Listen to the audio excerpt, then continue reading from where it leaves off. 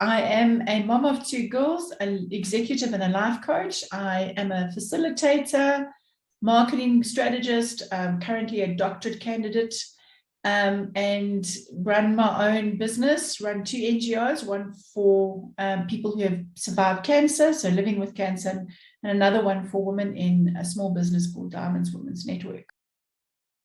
I think first and foremost, I'm a love of or passionate about people development, growth, any kind of growth and development, whether it is self-development, so you as an individual, or if you are growing your knowledge. And I really believe that it starts with you as an individual of how you can extend and grow and be the best version of you. I would say in essence for me, it's really about how you continuously grow and develop and enhance who you are. So I think most people, first of all, I'm seeing most people try and separate themselves as an individual, personal, and then work. And I think that I often get asked the question when you, through your coaching journey, do we work through both? And I laugh because you cannot do one without the other. And really, I think most people are struggling with trying to fit the mold, trying to fit into be something that, the environment, and I think this is important, their environment requires of them, where I think you have to go back down to the root of who you are and figure out who that is so that you can show out the best version of you. I think most people are challenged with how do I meet everyone else's expectations? And I think it starts with, how do you meet your expectations, and who are you as an individual, and how do I become the best version of me? So I think surprisingly, I'm also always looking at ways to improve and develop. If there's a new modality out, or if there's, whatever the latest thinking is, from a thought leadership perspective, I dive into that and I try and understand. I'm not afraid to try new things. And I want to know so much about, as much as I can, about a particular new trend or new thinking or new view of things. One of the latest areas that I'm trying really hard to work on is around meditation. So I look at me as a person and how will meditation benefit me, and what are the benefits of meditation? So that's an example, but it's continuous. I'm always trying to understand more about who Belinda is and how to be the most authentic I can. What's that true self, and what drives me, and am I performing or showing up at the very best, in the very best way I can, in everything that I do. So not just as a coach, but also when I facilitate, or even as a mom. So I think permanently always working on, and I strive for information. So I'm always working on the better me, so that I can really get down to what is my purpose, and what am I, and what role am I supposed to fulfill in this world. I think so. I think the cancer journey, if anything, made me reflect a little bit more on who I am as an individual. So because I believe that I didn't just get cancer. Something drove the cancer to develop, and I needed to understand for me, what was that? So I think once I've chipped away at the surface and tried to understand what got me to that point, I realized that the more you try and uncover who you are, you can be the better version of who you are. But I think, if anything, what the cancer journey made me realize was I wasn't operating at my optimum. I think I was again delivering to everybody else's expectations. I was trying to make sure that everyone else was happy. And what cancer has taught me is, again, who am I, and what do I want, and what is my purpose? And I think if anything, it's given me a different view of life. Maybe I live a little bit more risky, and I take a few more chances, and I definitely believe in having more fun. But I think what it also has done is made me see life differently. And I think not be afraid to be who I am and really be the authentic me. Whereas before, I was always trying to meet everybody else's expectations. In my coaching process, I typically would like people to start off with an assessment. I'll do an Enneagram assessment with them, which all it does is give me a view of what's driving their behavior. Then we'll go through a process of coaching sessions. And during those coaching sessions, we'll look at where that person is as an individual. So what is it? Where are they currently and where do they want to go? And as we go through that process, we chip away at the layers. We take one layer off at a time, just to go a little bit deeper and just to understand what's driving that person and, what's making them behave the way they do. And how does the current environment that they're operating in, how has that been received? So how have they been experienced? And are they happy with that? So do you want to adjust who you are? Or should you be adjusting your environment?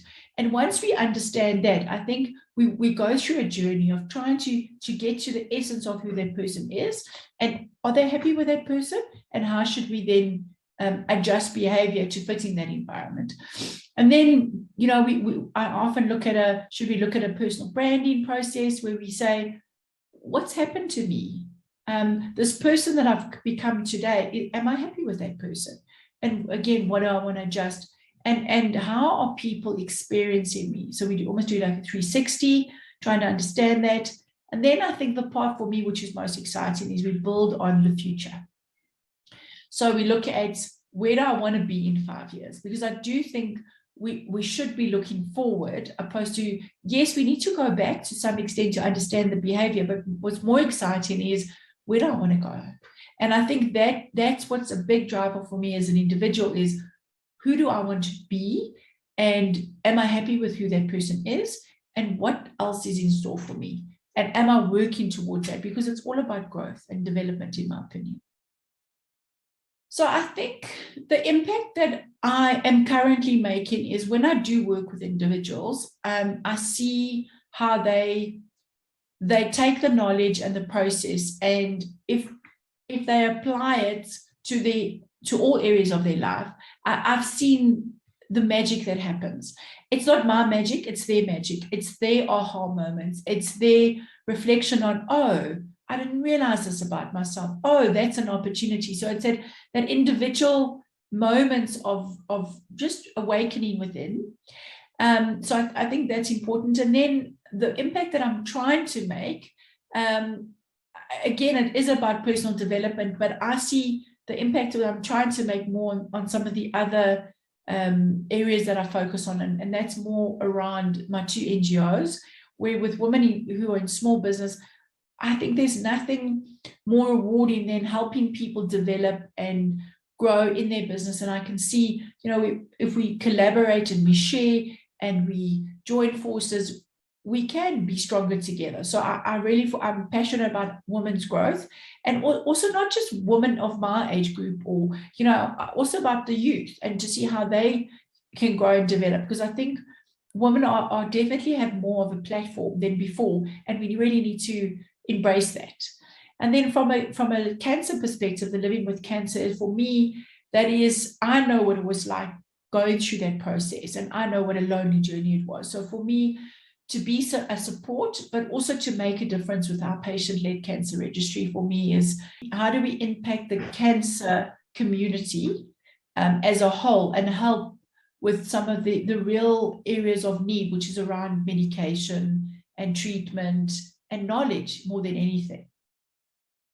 I always like to have a conversation to understand what your needs are.